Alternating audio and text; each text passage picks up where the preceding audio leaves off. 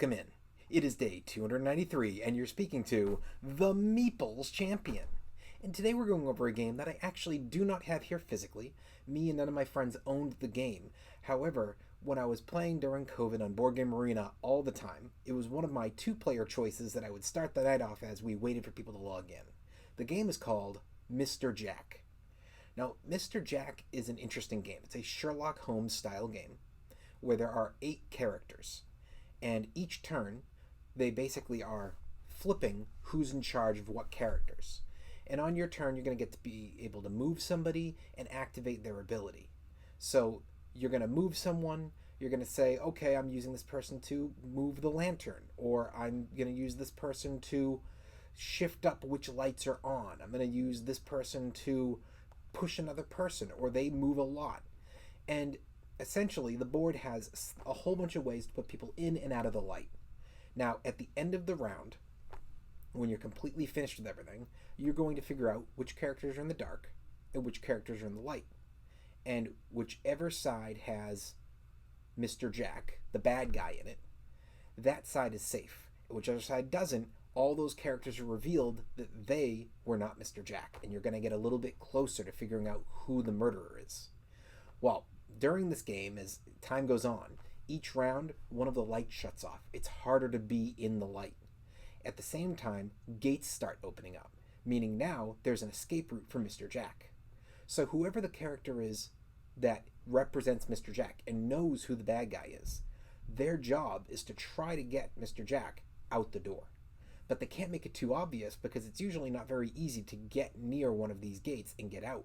So in order to do this, you have to keep moving people around, and you're trying to get yourself as close as you can without giving information away. Now, eventually, one of 3 things will happen. The first is that Mr. Jack will successfully escape and therefore was never figured out. He has won the game. The second is that Sherlock is going to be making his guess.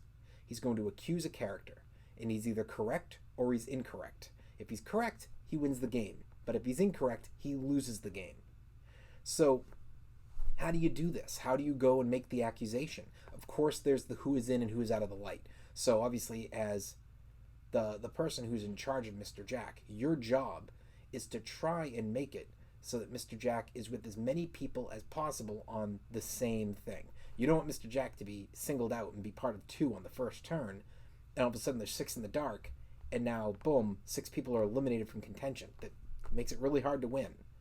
At the same time, going 4 and 4, while it seems okay, it starts to make it easier to target in on you. So you're really trying to keep everybody in the same as you can. Also, you have to make sure that you're really good about sometimes going on in a misdirect. You're not even touching Mr. Jack. You're leaving him alone because you're making it look like you've focused in on a few characters, and all of a sudden the other person helps move Mr. Jack right into position for you.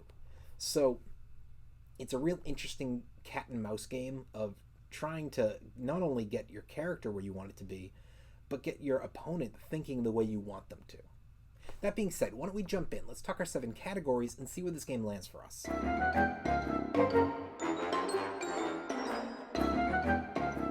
When it comes to the art, the box is fine. It's a smaller box. I think it grabs the eyes a bit. It definitely does an okay job. And I think when you look at the board, it does roughly the same. It's a darker board, which is a little hard to sell for me sometimes. But when you see this in person, if you've been to a convention, you see somebody playing Mr. Jack, it does grab your eye. You stop for a moment. You go, oh, what game is that? So I think the art does its job. I'll give it a thumbs up.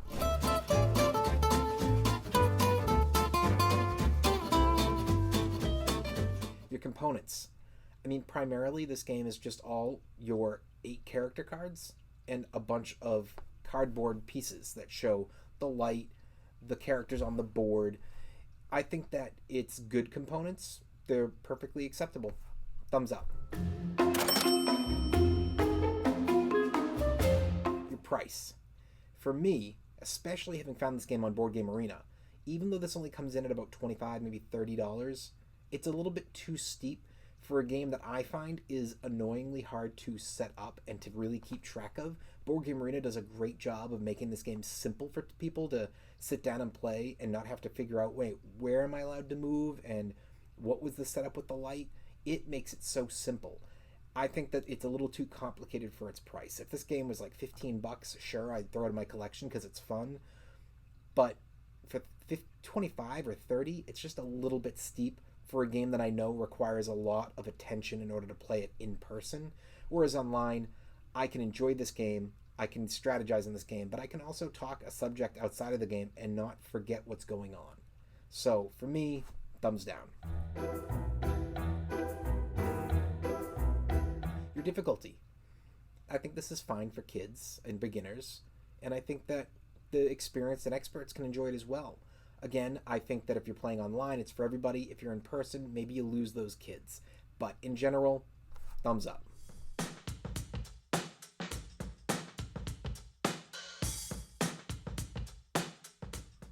Replayability. I used to play this game over and over again on BGA. I think that it's a game that, especially there, has extreme replayability. I've played this game 4 or 5 times in a row before. As far as the physical game goes, I think the replayability is there. It's just one of those games that has to be one of your, you and a specific person really enjoy the game, and you play it enough that you know what you're doing, because not the setup, but more so being able to really know from just looking at the board where a character can reach, how the sewers work, how the light works, how the escape routes work. I think for all those reasons, that the people who enjoy this game have replayability. Thumbs up.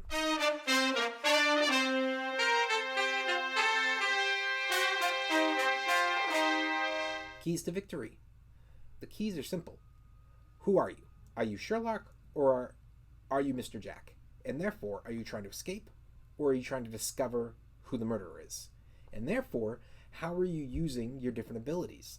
Are you trying to make sure that you split people even? Because as Sherlock, you're trying to knock out as many at once as you can. You're trying to guarantee that you're not knocking out one because Mr. Jack's part of the 7. Or, you're really trying to get it to be 4 and 4 in the first round, and then 2 and 2 in the second round, and you're trying to focus in on them. At the same time, are you Mr. Jack? And your focus is, I want to keep in the larger side, but I also don't mind if you just get me near a gate and it opens up next round and I can just run right out of here. So for me, I think that there are keys to victory. The game does a good job balancing them. Thumbs up.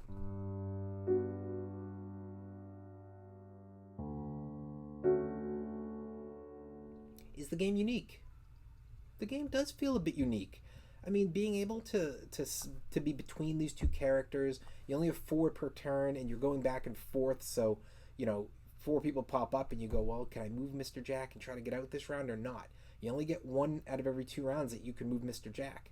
And when you get him, it's up to, can you get him first? Maybe you're not first player, and the other person just so happens to move him before you can. So you might have everything set up right to go, and unfortunately, he's not here this round, and the next round, the gate he was next to is closed, or he is here this round, but your opponent had first move and moved him right away. So there's a lot of intricacies that come into it that make it, to me, very unique, because I can't think of a game that really has that issue, and that's a good issue. So for me, it is unique. I'll give it another thumbs up. Overall, what do I think? It's a fun little game. I think if you have a Board Game Arena account, or even if you don't pay for the yearly, but just sign up and have the free account. Play it. Enjoy it with people who like to play that game. It's a fun game. But if you're not a BGA fan and you want to get this in person, I'm not against it. I don't think the game's unplayable. It is definitely playable. It's just, for me, having seen it on that account, I never want to deal with having to memorize those pieces in person. It's a fun, quick game that, for me, I don't want to deal with that extra counting, but I think some people will be fine with that, and they'll find this game to be very fun. Well, it has been day 293, and we've been speaking of the game, Mr. Jack. And you've been speaking to the Meeples Champion. Like, share, subscribe, and check down below in the description where I'll be adding in an Amazon link in case you want to get this game for your collection. Until next time, I'll talk to you tomorrow.